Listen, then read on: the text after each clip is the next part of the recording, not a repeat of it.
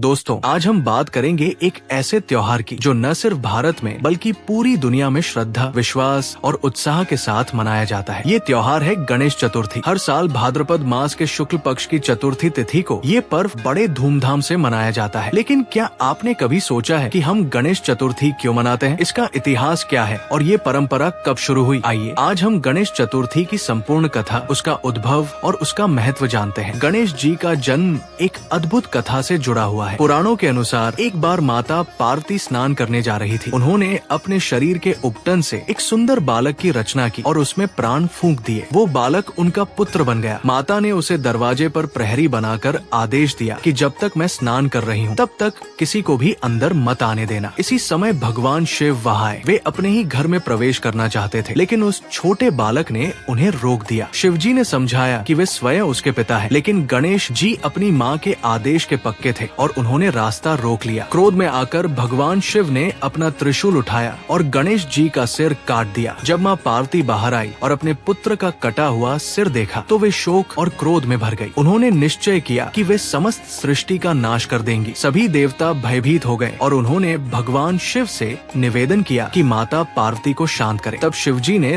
तुरंत उत्तर दिशा की ओर जाकर सबसे पहले दिखने वाले प्राणी का सिर काटने का आदेश दिया। उनके गणों ने जो प्राणी सबसे पहले पाया वो एक हाथी था। उसका सिर लाकर शिव जी ने गणेश जी के धड़ पर स्थापित कर दिया और इस प्रकार गणपति बप्पा पुनः जीवित हो उठे। माँ पार्वती ने अपने पुत्र को देखकर आंसुओं से भरी आँखों से उसे गले लगा लिया। देवताओं और पार्वती के आग्रह पर शिव जी ने गणेश जी को आशीर्वाद दिया और कहा, आज से तुम प्रथम पूज्य कहलाओगे। किसी भी धार्मिक अनुष्ठान, विवाह, यात्रा या शुभ कार्य की शुरुआत सबसे पहले तुम्हारे नाम से होगी। इसी कारण गणेश जी को विघ्नहर्ता और मंगलकर्ता कहा जाता है। गणेश चतुर्थी की शुरुआत के पीछे ऐतिहासिक कारण भी है। प्राचीन काल से ये पर्व मनाया जाता रहा है। छत्रपति शिवाजी महाराज के समय से इसे विशेष महत्व मिला, क्योंकि वे इस पर्व को राजकीय स्तर पर मनाते थे और इससे मराठा संस्कृति को मजबूती मिलती थी। लेकिन अंग्रेजों के शासन काल में ये पर्व केवल घरों तक सीमित हो गया। बाद में स्वतंत्रता सेनानी लोकमान्य बाल गंगाधर तिलक ने 1893 में इसे पुनः सार्वजनिक रूप से मनाना शुरू किया। उनका उद्देश्य था लोगों को एकजुट करना और अंग्रेजों के खिलाफ स्वतंत्रता संग्राम को बल देना। इस प्रकार गणेश चतुर्थी केवल धार्मिक उत्सव नहीं रहा, बल्कि ये राष्ट्रीय एकता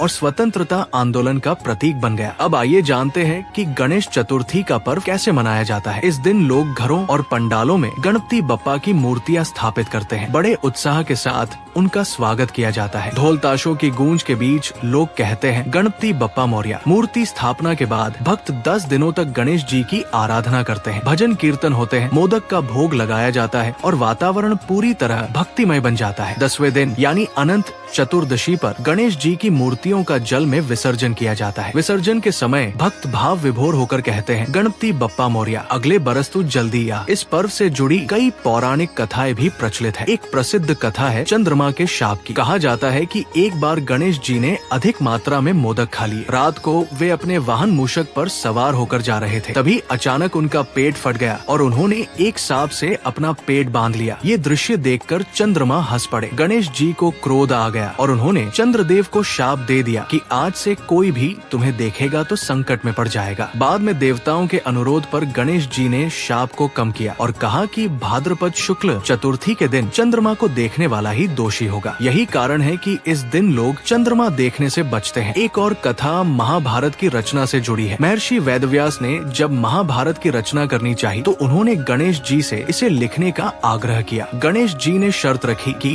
वे बिना रुके लिखेंगे। वेदव्यास जी ने भी शर्त रखी कि गणेश जी केवल वही लिखेंगे जो वे समझ पाएंगे। इस प्रकार गणेश जी ने महाभारत की लेखनी की और वे विद्या तथा बुद्धि के देवता के रूप में प्रसिद्ध हुए। गणेश चतुर्थी का महत्व बहुत गहरा है। ये हमें सिखाता है कि हर शुभ कार्य की शुरुआत ईश्वर की कृपा से करनी चाहिए। ये पर्व हमें एकता, भाईचारे और सहयोग का संदेश देता है। ये हमें ये भी याद दिलाता है कि भगवान अपने भक्तों की रक्षा करते हैं और उनके सभी विघ्नों को दूर करते हैं। आज गणेश चतुर्थी केवल भारत भारत ही नहीं बल्कि विदेशों में भी धूमधाम से मनाई जाती है। Mauritius, Nepal, Fiji, Thailand, Canada और अमेरिका जैसे देशों में बसे भारतीय समुदाय भी इस पर्व को पूरी आस्था और श्रद्धा से मनाते हैं। गणपति बप्पा की भक्ति हमें सिखाती है कि विघ्न चाहे कितना भी बड़ा हो, विश्वास और संकल्प से उसे पार किया जा सकता है। यही कारण है कि गणपति को विघ्नहर्ता कहा जाता है। वे हमें ये प्रेरणा देते हैं कि जीवन में कोई भी कार्य शुरू करने से पहले हमें मन को शांत करना चाहिए, भगवान को याद करना चाहिए और अच्छे संकल्पों के साथ आगे बढ़ना चाहिए। तो दोस्तों, ये थी गणेश चतुर्थी की संपूर्ण कथा, इसके आरंभ से लेकर इसके महत्व तक। गणेश जी के जीवन से जुड़ी कथाएं, उनका प्रथम पूज्य होना, चंद्रमा के शाप की कथा, महाभारत की लेखनी और इतिहास में लोकमान्य तिलक द्वारा इसका पुनः सार्वजनिक आयोजन, सब हमें ये बताते हैं कि गणेश चतुर्थी केवल एक धार्मिक पर्व नहीं है, बल्कि ये हमारी संस्कृति, हमारी एकता और हमारी राष्ट्रीय भावना का प्रतीक भी है। गणपति बप्पा मोरया।